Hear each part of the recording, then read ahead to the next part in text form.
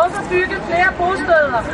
Hvorfor bruge flere penge på pædagogisk personale, når vi kan lave det fremragende samarbejde og få børn og handicappede ind i buerne side om side med dyrene?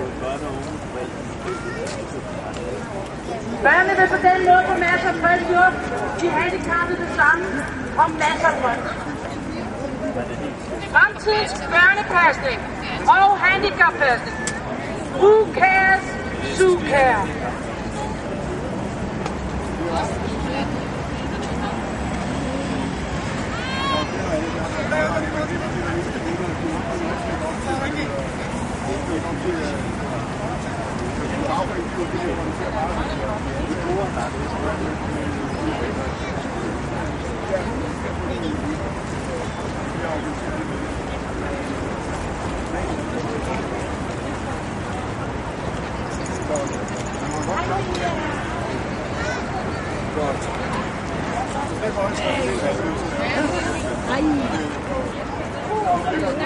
Lave det med de gamle. Ja, ja.